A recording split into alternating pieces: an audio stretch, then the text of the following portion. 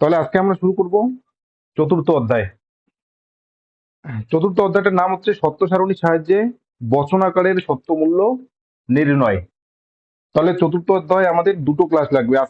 আজকে ক্লাসটা হচ্ছে এবং পরের যে ক্লাসটা হবে সেই ক্লাসটিতে আমাদের চতুর্থ অধ্যায় শেষ হয়ে যাবে। তার মধ্যে পরের যে ক্লাসটা হবে সেই ক্লাসের কিছু কিছু বিষয় তোমরা অলরেডি করে ফেলেছো। তাহলে দেখো, প্রথম যে প্রশ্নটা রয়েছে কি রয়েছে, বচন ও বচনের আকার বা বচন আকারের মধ্যে পার্থক্য লিখো। একদম সিম্পল কোশ্চেন, কোনো কিছুই নেই এটাতে। তাহলে বচন আর বচন আকার, তাহলে কি বলছে দেখো, বচনের ক্ষেত্রে অবধারণের ভাষায় প্রকাশিত রূপ হলো বচন, আর বচনের উদ্দেশ্য বিধি ও পদের পরিবর্তে বর্ণ প্রতীক ব্যবহার করলে তা হয় বচনাকার। বচনের প্রতিকায়িত রূপ হলো বচনাকার। তাহলে কি বলছে, অবধারণের ভাষায় প্রকাশিত রূপ হলো বচন।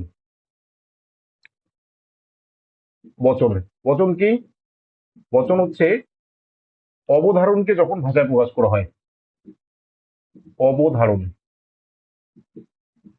এবার প্রশ্ন হচ্ছে অবধারণটা কি জিনিস। দেখো, শর্টকাট বলে দেই।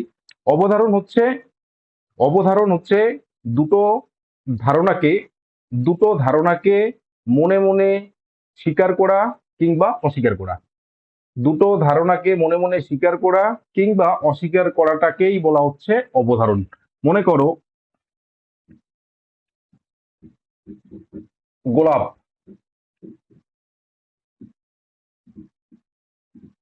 ফুল।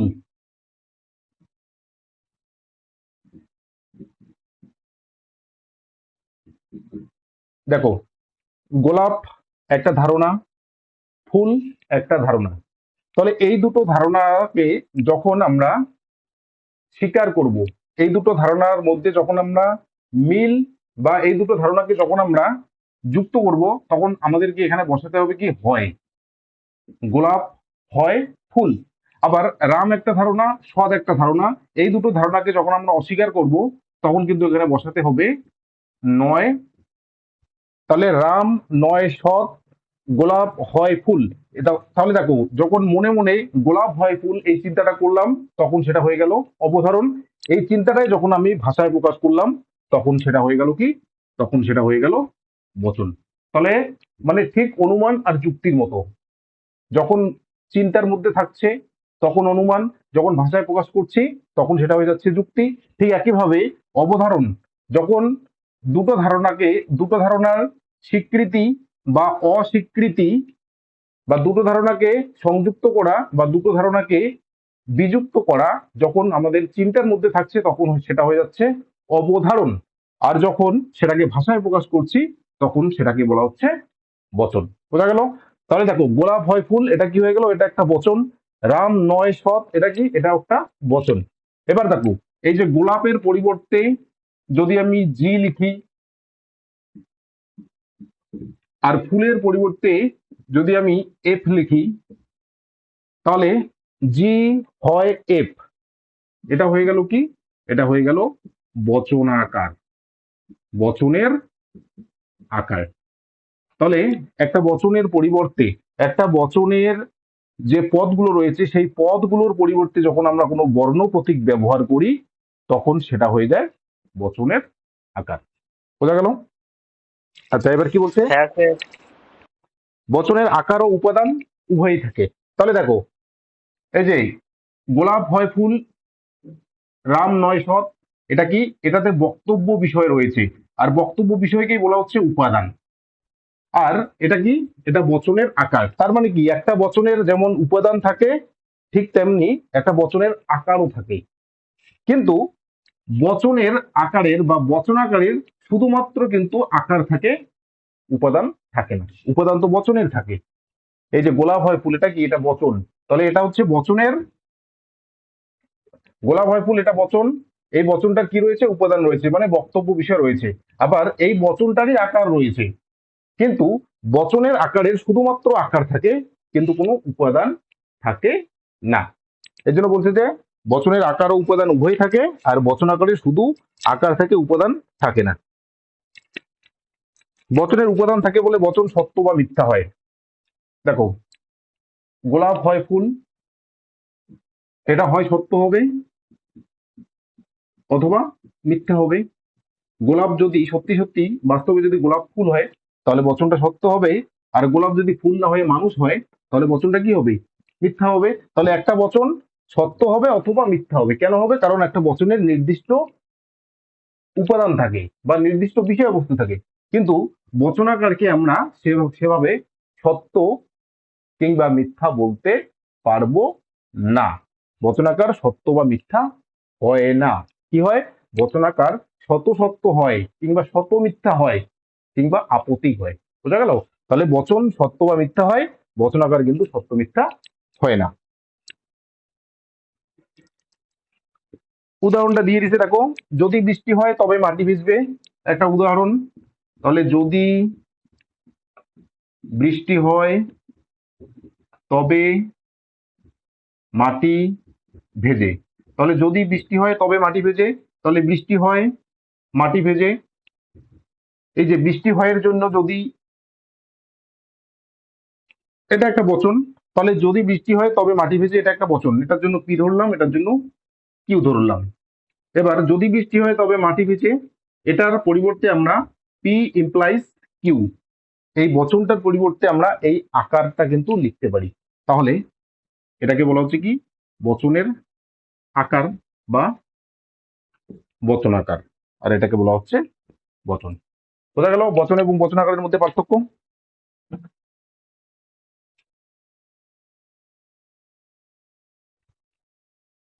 বচন এবং বচনাকারের মধ্যে পার্থক্য বোঝা গেল? হ্যাঁ স্যার। হ্যাঁ স্যার। মুছে দিলাম। হ্যাঁ, ওই সত্য হয় আর মিথ্যা হয় এটা একবার বল দিন তো, বুঝতে পারলাম না। একটা উপাদান। বচনের ধর্ম হচ্ছে সত্য অথবা মিথ্যা, মানে একটা বচন হয় সত্য হবে নতুবা মিথ্যা হবে, কিন্তু বচনের আকার সত্য বা মিথ্যা হয় না, কারণ সেখানে কোনো বক্তব্য বিষয় থাকে না। যেখানে বক্তব্য বিষয় থাকে সেটাই তো সত্য বা মিথ্যা হয়। এখন দেখো, যদি আমি এখন বলি যে বাইরে এখন বৃষ্টি হচ্ছে, এবার বাইরে এখন বৃষ্টি হচ্ছে, এটা একটা বচন। এবার সত্যি সত্যি যদি বাইরে বৃষ্টি হয় তাহলে আমার বচনটা কি হবে? সত্য হবে। আর বাইরে গিয়ে যদি দেখি যে বৃষ্টি হচ্ছে না, তাহলে আমার বচনটা কি হবে? আমার বচনটা মিথ্যা হয়ে যাবে। তাহলে একটা বচন হয় সত্য হবে নতুবা মিথ্যা হবে। কিন্তু যদি বলি পি ইমপ্লাইজ কিউ, এটাকে সত্যও বলা যাবে না, আবার মিথ্যাও বলা যাবে না। বোঝা গেল? দেখো, নেক্সট কোশ্চেন কি রয়েছে? নির্ণয় পদ্ধতি বা নির্ণায়ক পদ্ধতি কাকে বলে?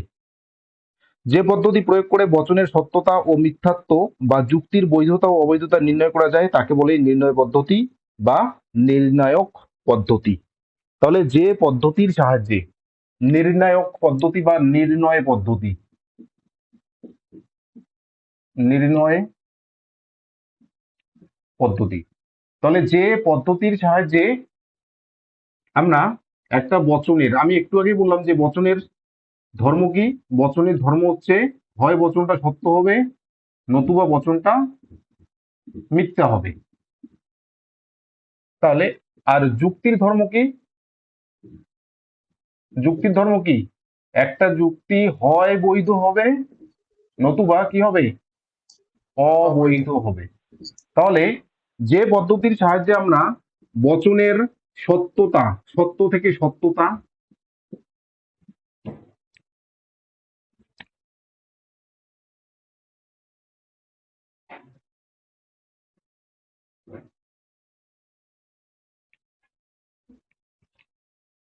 মিথ্যা থেকে মিথ্যাত্ব,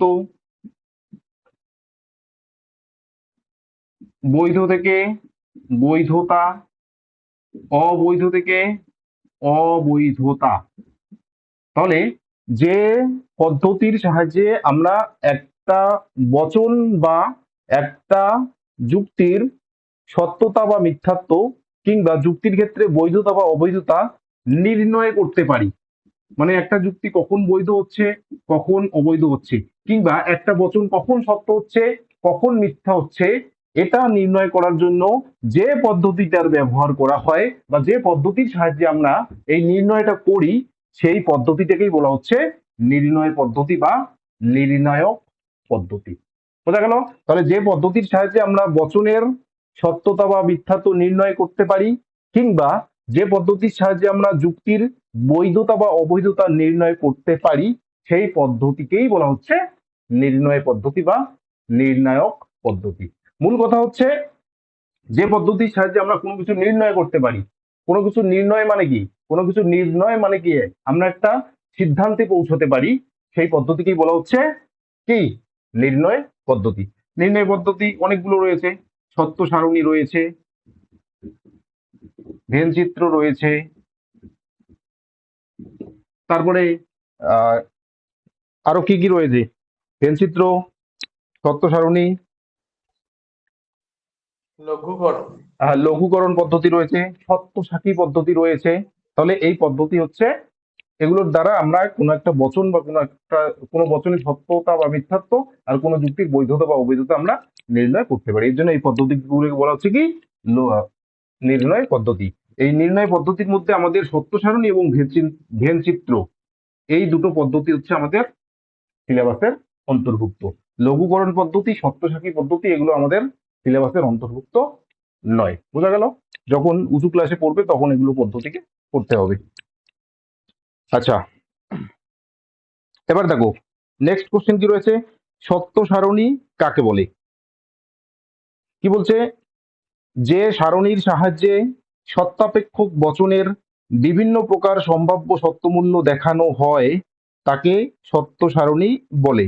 অন্যভাবে বলা যায় সত্য সারণী হলো একটি ছক বা তালিকা যা থেকে বোঝা যায় যে কোনো একটি বচন বা বচনাকার কখন সত্য আর কখন মিথ্যা রূপে গণ্য হতে পারে। তাহলে একদম সত্য সারণী কি? সত্য সারণী মানে হচ্ছে একটা সত্যের সারণী, অর্থাৎ সত্য মূল্যের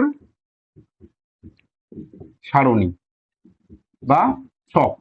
তাহলে সত্য মূল্যের ছক বা সত্য মূল্যের সারণীকেই বলা হচ্ছে সত্য সারণী।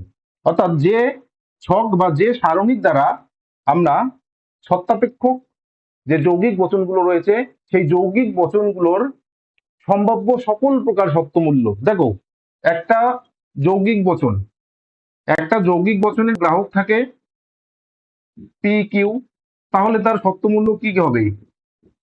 টিটি হবে, এফ এফ হবে, টি এফ হবে বা এফ টি হবে। তাহলে এরকম করে যদি আমরা লিখতে যাই তাহলে আমরা কিন্তু আমরা মানে আমাদের মধ্যে একটা সন্দেহ তৈরি করবে বা সংশয় তৈরি করবে। তো এই সংশয় বা সন্দেহকে দূর করার জন্য সহজ সরল ভাষায় বচনের সত্যমূল্যকে জন্য আমরা যে পদ্ধতিটার ব্যবহার করি, যে সারণীটার ব্যবহার করি, সারণীটিকেই বলা হচ্ছে সত্য সারণ। তাহলে সেরকম করার থেকে যদি এরকম পাই p Q P dot q, তাহলে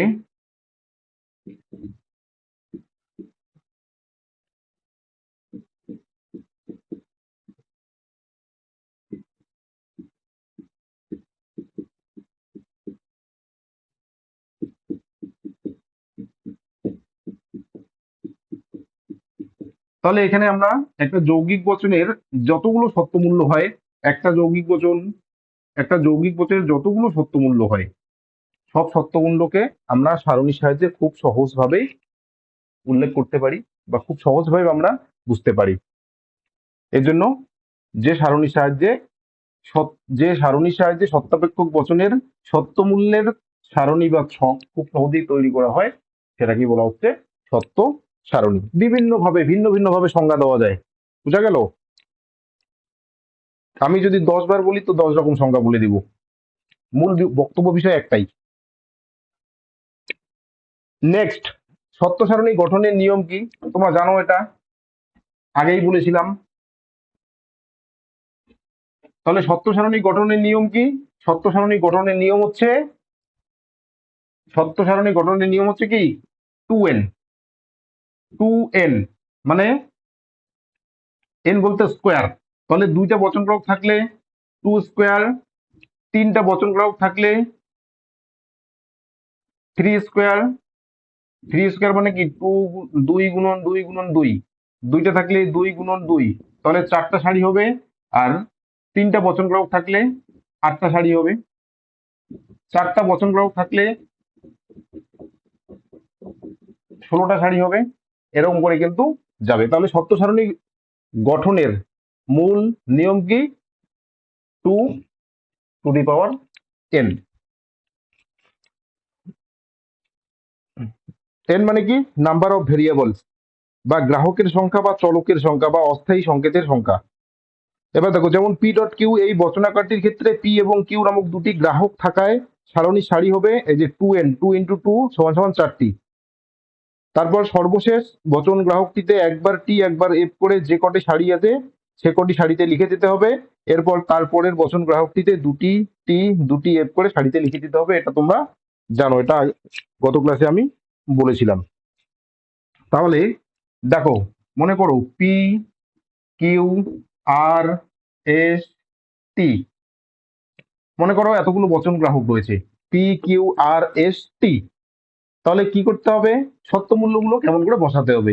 একদম সর্বশেষ যে সারিটা রয়েছে, সরি, বচন গ্রাহকটা, তাহলে সর্বশেষ যে বচন গ্রাহকটা রয়েছে সেখানে কি করতে হবে?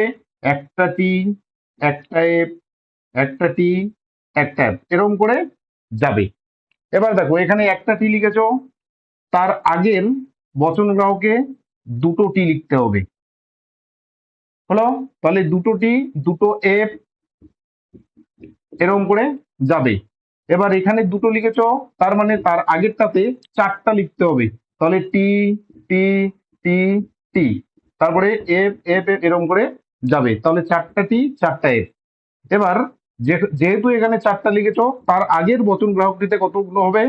চারের ডাবল কত হবে? 8টা। তাহলে এখানে 8টা টি হবে, 8টা টি, তারপরে হবে 8টা এফ, 8টা টি 8টা এফ, এরকম করে যাবে।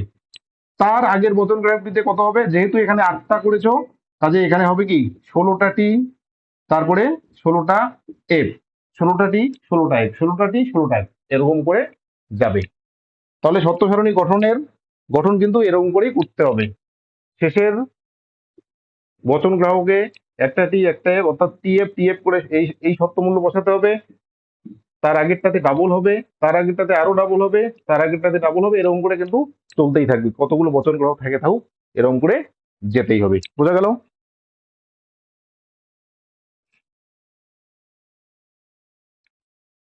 লজিক শিখতে হলে একটু টাইম দিতে হবে।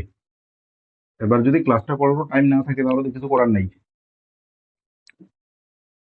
তারপরেও যদি রেকর্ডেড ক্লাস দেখার সময় না থাকে, তাহলে কি পড়াশোনা করার থেকে না করা ঠিক আছে।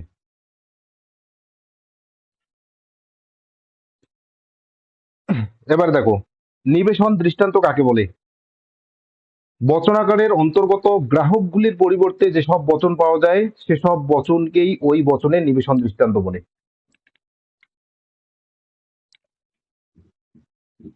P implies Q. আচ্ছা, এটা কি বলতো? পি ইমপ্লাইজ কিউ এটা কি? এটা কি? এটা হচ্ছে একটা প্রাকল্পিক বচনের প্রতিকায়িত রূপ। প্রাকল্পিক বচনের প্রতিকায়িত রূপ পি ইমপ্লাইজ কিউ।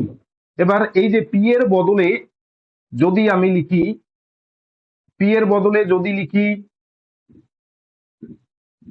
রাম যাবে, আর কিউ এর বদলে যদি লিখি শ্যাম যাবে, তাহলে পি এর বদলে লিখলাম রাম যাবে, কিউ এর বদলে লিখলাম শ্যাম যাবে। তাহলে এই যে শ্যাম যাবে কিংবা রাম যাবে, এগুলোকেই বলা হচ্ছে নিবেশন দৃষ্টান্ত। বোঝা গেল? তাহলে বচন গ্রাহকের পরিবর্তে যখন আমরা কোনো বচন আমরা নিবেশন করতে পারি, তখন সেটাকে বলা হচ্ছে নিবেশন দৃষ্টান্ত। অর্থাৎ বচনের উদাহরণ দিয়ে একটা বচন গ্রাহকের পরিবর্তে যখন আমরা বচনের উদাহরণ দিব, সেটাকেই বলা হচ্ছে নিবেশন দৃষ্টান্ত। দৃষ্টান্ত মানে উদাহরণ। হলো? তাহলে বচন গ্রাহকের পরিবর্তে বচন নিবেশন করলেই পাওয়া যায় কি? নিবেশন দৃষ্টান্ত। একদম সহজ, কোনো অসুবিধা নেই। নিবেশন দৃষ্টান্ত আর বচনাকার জিনিসটা তো একই রকম হবে। কেন একই রকম হবে? সংজ্ঞাটা তো একই রকম হয়ে গেল। না, একই রকম হবে না তো। একটা বচনকে যখন আমরা প্রতিকায়িত করব তখন বচনাকার পাবো, আর একটা বচন গ্রাহকের পরিবর্তে যখন আমরা বচনাকারের পরিবর্তে বলা হয়নি, বচন গ্রাহকের পরিবর্তে যখন আমরা কোনো পদ বা বচন নিবেশন করব, এই পদ বা বচনকেই বলা হচ্ছে নিবেশন দৃষ্টান্ত। মনে করো পি ডট কিউ, এই যে পি ডট কিউ, এটা কি? এটা হচ্ছে একটা বচনাকার। তাহলে এই বচনাকারের পরিবর্তে, অর্থাৎ এই যে পি যে বচন গ্রাহকটা রয়েছে, এই পি বচন গ্রাহকের পরিবর্তে যদি আমি এ নামক একটা বচন নেই এবং কিউ বচন গ্রাহকের পরিবর্তে যদি আমি বি নামক একটা বচন নিবেশন করি, তাহলে কি হচ্ছে?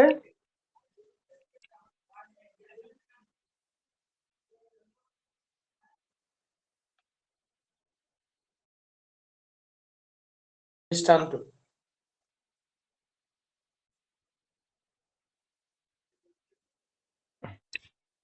হ্যাঁ, কি বললাম? তাহলে পি বচন গ্রাহকের পরিবর্তে আমি এ নামক একটা বচন নিলাম, কিউ বচন গ্রাহকের পরিবর্তে আমি বি নামক একটা বচন নিলাম, মাঝখানে কি রয়েছে? ডট, অর্থাৎ এবং। তাহলে এ এবং বি, এটাকে বলা হচ্ছে নিবেশন দৃষ্টান্ত। মূল কথা হচ্ছে মূল বচনটিকেই বলা হচ্ছে নিবেশন দৃষ্টান্ত, আর মূল বচনের পরিবর্তে যখন প্রতিকায়িত করা হচ্ছে সেটাকে বলা হচ্ছে বচনাকার। অর্থাৎ বচনাকারকে যদি আমরা মূল বচনে নিয়ে আসি, তাহলে ওই মূল বচনটিকেই বলা হচ্ছে নিবেশন দৃষ্টান্ত। দৃষ্টান্ত। বোঝা গেল? ঠিক আছে। হ্যাঁ স্যার। নির্দেশক স্তম্ভ কাকে বলে? এই যে এটা একটা সত্য সারণী, এই সত্য সারণীতে বচন গ্রাহক কয়টা রয়েছে?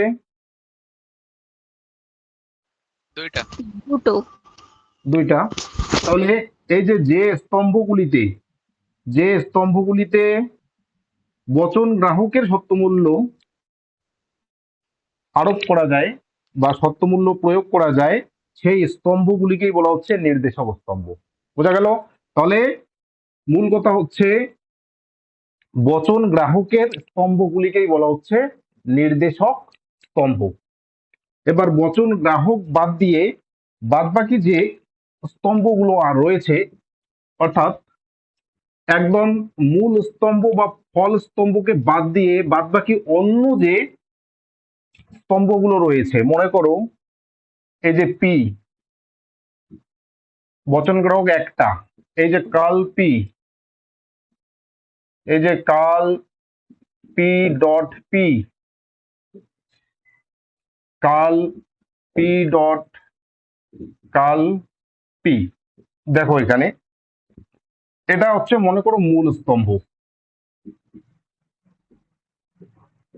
তাহলে এই বচন গ্রাহকটিতে নির্দেশক স্তম্ভ কোনটা হবে?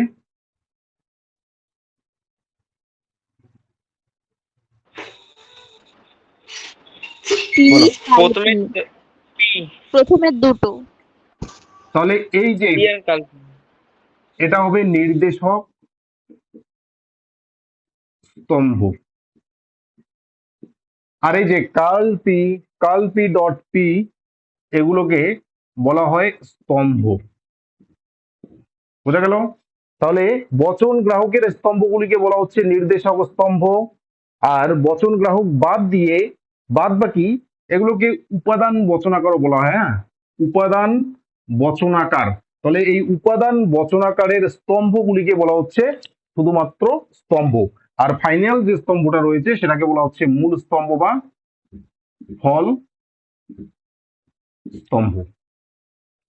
অনেক বই আবার এই গোটাটাকেই নির্দেশক স্তম্ভ বানিয়ে দিয়েছে। ঠিক আছে?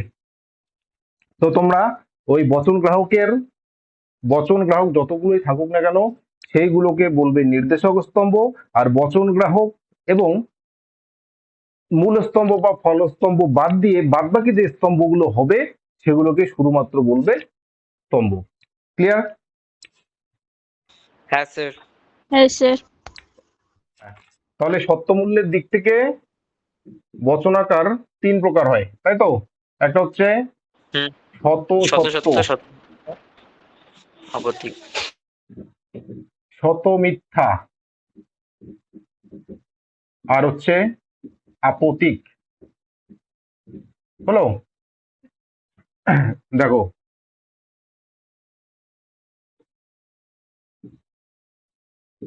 আমি একটা বচন গ্রাহক দিয়ে বুঝিয়ে দিচ্ছি।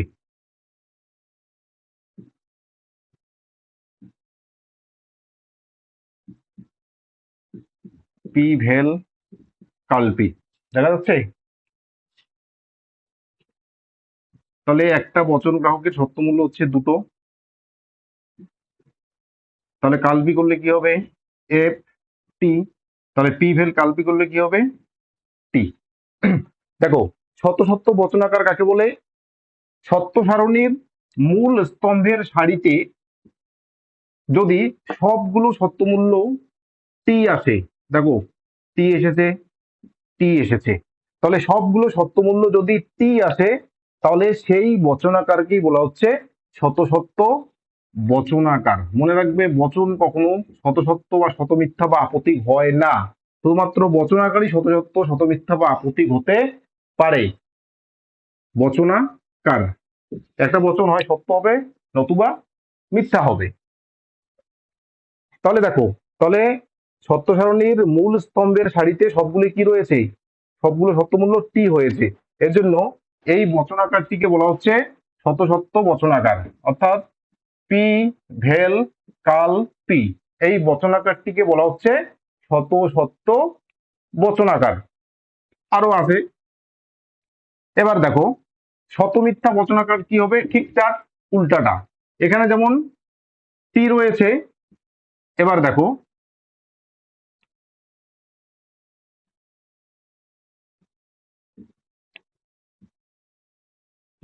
P কালপি, P dot কালপি।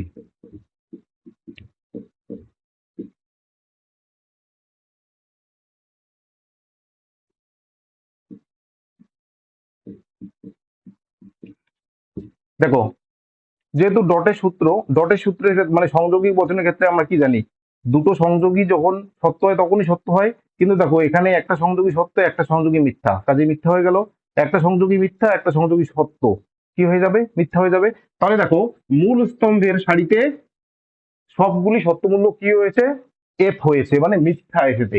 আর মিথ্যা আসার জন্য এই বচনাকারটিকে বলা হচ্ছে কি? শত মিথ্যা বচনাকার। তাহলে পি ভেল কালপি হচ্ছে শত সত্য বচনাকার, আর পি ডট কালপি এটা হচ্ছে কি? এটা হচ্ছে শত মিথ্যা বচনাকার। আর আপত্তিক বচনাকার কি হবে? সত্য এবং মিথ্যা উভয়ই আসবে। এবার দেখো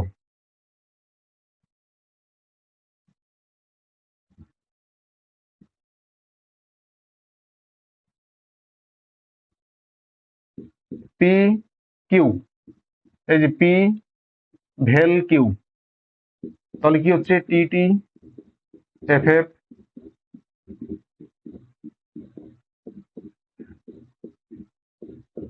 দেখো এই যে তিনটা সত্য এসেছে আর একটা মিথ্যা এসেছে, তাহলে সত্য এবং মিথ্যার কি হয়েছে? সংমিশ্রণ হয়েছে। তাহলে সত্য সারণীর মূল স্তম্ভের সারিতে যদি সত্য এবং মিথ্যা উভয় প্রকার সত্যমূল্যই আসে বা উভয় প্রকার সত্যমূল্যই নির্গত হয় তাহলে সেই বচনাকারকে বলা হচ্ছে আপত্তিক বচনাকার।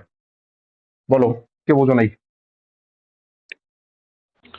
স্যার বলছিলাম যে পরীক্ষায় যদি আসে শত সত্য বচনাকার কাকে বলে, তাহলে কি আমরা সংজ্ঞাটা প্রথমে দেব, তারপর যে মানে সারণীটাও আট করতে হবে, নাকি শুধুমাত্র উদাহরণ দিয়ে হবে যে পি ভেল কালপি আর শতমিথ্যা পি ডট কালপি? না, সারণীটা দিতে হবে। উদাহরণ। যেহেতু 3 নম্বর আছে না, সারণী দিতে হবে।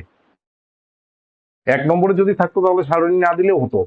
যেহেতু 3 নম্বর রয়েছে কাজেই সারণীটা দিতেই হবে। তোমাকে দেখাতে হবে যে এই যে এই কারণে এটাকে শত মিথ্যা বচনাকার বলা হচ্ছে, বা এই কারণে এটাকে শত সত্য বচনাকার বলা হচ্ছে, এটা দিতে হবে।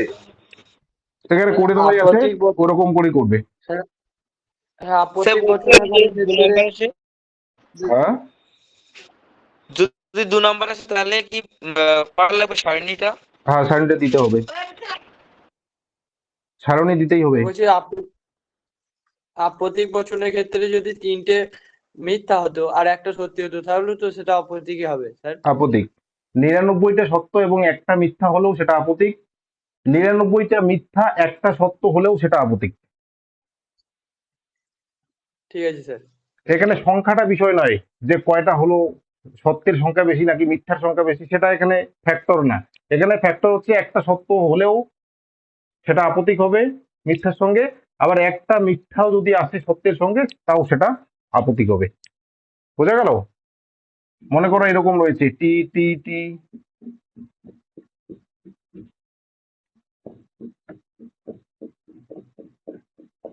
এটা তাও আপত্তিক হয়ে যাবে, কারণ এতগুলো সত্য থাকার পরেও এই জায়গাটাতে মিথ্যা রয়েছে, তাও এটাকে আপত্তিকই বলতে হবে। বুঝতে পারলে? স্যার হ্যাঁ স্যার। তাহলে এই অধ্যায় থেকে কিচ্ছু নেই, এই অধ্যায় থেকে শুধুমাত্র এই তিনটে জিনিসই মনে রাখতে হবে: শত সত্য বচনাকার, শত মিথ্যা বচনাকার, আপতিক বচনাকার। হলো? বলছি ওইটা স্যার মানে পিডিএফ এর যে শেষ 3টে লাইন ছিল, শত হুম। সত্য বচনাকার বিরুদ্ধ বচনাকার, ওখানটা শত সত্য বচনাকারের বিরুদ্ধ বিরুদ্ধ বচনাকার। বচনাকার, বচনাকার, আর শত মিথ্যা বচনাকারের বিরুদ্ধ বচনাকার, শত সত্য বচনাকার, আপত্তিক বচনাকারের বিরুদ্ধ বচনাকার, আপত্তিক বচনাকার। আচ্ছা আচ্ছা, পি ভেল কাল পি, এটা কোন ধরনের বচনাকার বলো তো? শত শত সত্য সত্য। শত সত্য বচনাকার। তাহলে এটার বিরুদ্ধ মানে এটার নেগেশন। হলো?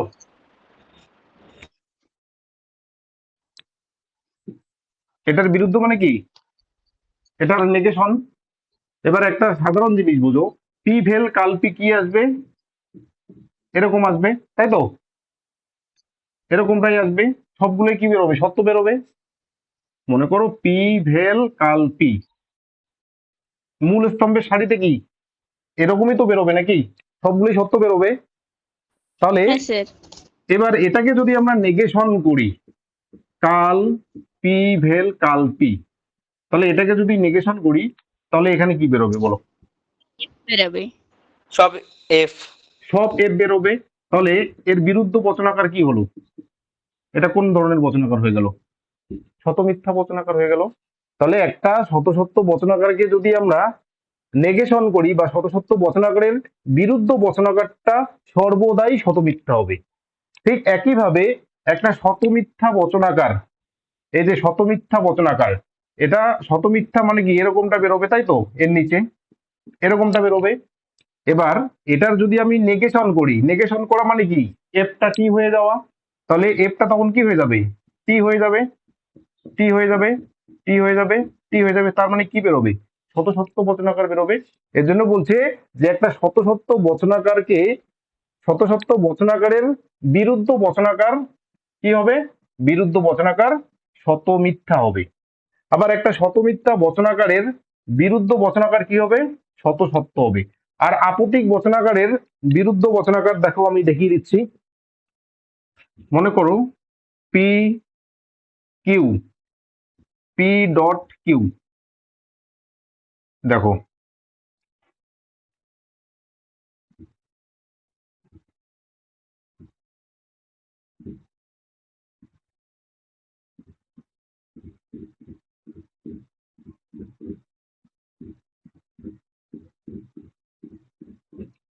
আচ্ছা, পি ডট কিউ তাহলে কি হবে? উপরেরটা শুধু টি হবে, বাকি সবগুলোই এফ হবে। এবার এটার বিরুদ্ধ মানে এটাকে নেগেশন করো।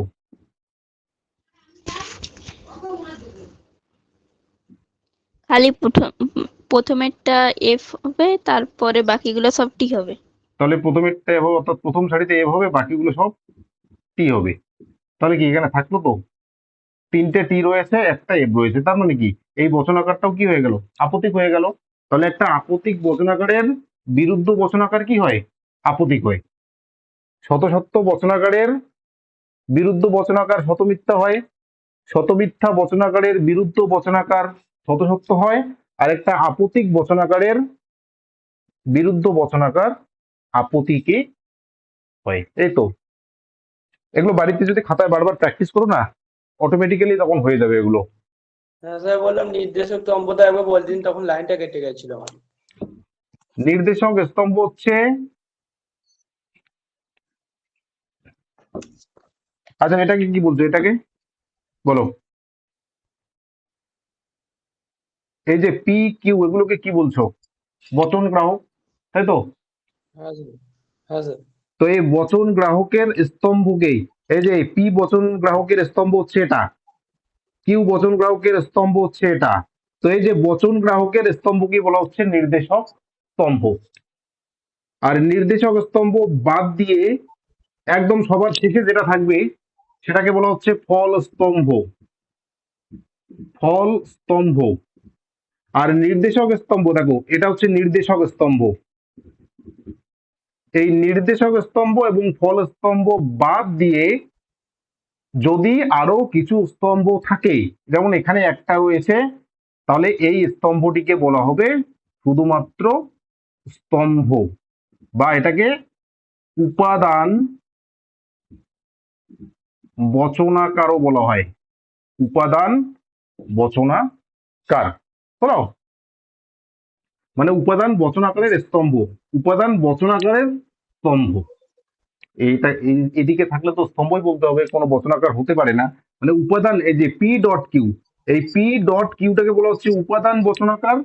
আর এই উপাদান বচনাকারের স্তম্ভকেই বলা হচ্ছে উপাদান বচনাকারের স্তম্ভ, বা আমরা সংক্ষেপে বলতে পারি স্তম্ভ। আবার কিছু কিছু বইয়ে এই গোটাটাকেই বলা হচ্ছে নির্দেশক স্তম্ভ। বোঝা গেছে? কিছু কিছু বইয়ে এই যে P Q, P dot Q, এই গোটাটাকেই বলা হচ্ছে নির্দেশক স্তম্ভ। তো নির্দেশক স্তম্ভ ফল কোনটা? স্তম্ভ বাদ দিয়ে পুরোটাই নির্দেশক। হ্যাঁ, ফল স্তম্ভ বাদ দিয়ে পুরোটাই কিছু কিছু বইয়ে নির্দেশক স্তম্ভ বলে উল্লেখ করে দিয়েছে, সেটাতেও সমস্যা নেই, বলো। হ্যাঁ স্যার। এই হচ্ছে নির্দেশক স্তম্ভ, স্তম্ভ, ফল স্তম্ভ, বা ফাইনাল কলাম ফল স্তম্ভকে বলা হচ্ছে। আর এগুলো হচ্ছে সারি। এটা হচ্ছে প্রথম সারি,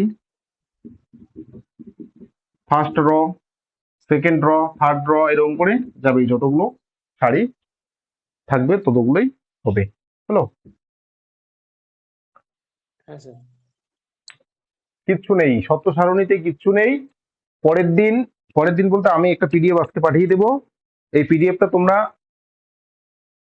পিডিএফটা কমপ্লিট হয়নি এখনো, কমপ্লিট হয়ে যাবে, আজকে না পেলেও কালকে তোমরা পেয়ে যাবে। আমি একটা করে দিব, ওই সেটা দেখে তোমরা বাকিগুলো করে নেবে। একদম সহজ, কিচ্ছু নেই। সবগুলোর ক্ষেত্রে এই ছক তো আঁকতেই হবে। ছক এঁকে দেখতে হবে কোনটা শত সত্য, কোনটা শত মিথ্যা, আর কোনটা আপত্তি। বোঝা গেল? তাহলে এটা নির্ণয় করতে হবে। আর একটা নির্ণয় করতে হবে যুক্তির বৈধতা অবৈধতা, সেটাও আমি সেখানে উল্লেখ করে দেবো। তারপরেও যদি অসুবিধা হয় পরের ক্লাসে তো ক্লিয়ার করেই নিব। ক্লাসে প্রথম জয়েন করলো 17-18 জন, ক্লাসের শেষে আসে 5 জন। যারা ভাবছে যে পিডিএফ পড়েই 40-এ 40 পাবো বা 40-এ 35 পাবো, তারা কিন্তু দিবা স্বপ্নে বিভোর হয়ে আছে।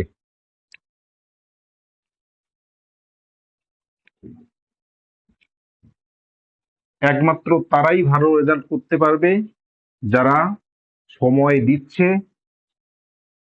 বিষয়গুলোকে সঠিকভাবে বুঝছে, তাদের রেজাল্টই শুধুমাত্র ভালো হবে। কথাটা আজকে বললাম, মার্চ মাসে কথাটা কিন্তু তোমরা মিলিয়ে নেবে, যেটা আমি আজকে বললাম। পড়াশোনাটা অতটা সহজ ব্যাপার নয় যতটা সহজ মনে হয়। বিষয়গুলোকে যতটা ইজি মনে হচ্ছে যে হয়ে যাবে, ও এগুলো তো সামান্য ব্যাপার, সিম্পল ব্যাপার, হয়ে যাবে, কিন্তু পরীক্ষার প্রশ্নে এমন একটা জায়গায় একটা পয়েন্টে ডটটা দিয়ে দিল, বা ইমপ্লাইড চিহ্নটাকে এমন একটা জায়গায় সেট করে দিল যে সেখান থেকে আর তোমরা বেরোতেই পারছো না। কাজেই যারা সময় দেবে না ঠিকঠাক, তাদের কাছ থেকে ভালো কিছু, যে কোনো ক্ষেত্রেই ভালো কিছু আশা করাটাও ঠিক না। পরিচর্যা, অনুশীলন, মেন কথা হচ্ছে এক্সারসাইজ যদি সঠিকভাবে না হয়, অনুশীলন যদি সঠিকভাবে না করো, তাহলে কিন্তু সামনে বড় বিপদের মধ্যে পড়তে হবে। তো ঠিক আছে, পরের ক্লাসে আমরা চতুর্থ অধ্যায় বা প্রথম অধ্যায় যাই হোক না কেন সেটা শেষ করে দিয়ে আমরা নতুন অধ্যায় শুরু করব তারপরের সপ্তাহ থেকে। ঠিক আছে, তো আমি পিডিএফটা আজকে পাঠাবো, কিংবা আজকে যদি না হয় কালকে পাঠিয়ে দেবো, তোমরা প্র্যাকটিস করবে, একটা করে আমি করে দেবো কিভাবে করতে হবে। আর শত সত্য শত মিথ্যা আপত্তিক তো মানে করলেই বুঝে যাবে যে কোনটা শত সত্য আর কোনটা শত মিথ্যা আর কোনটা আপত্তিক।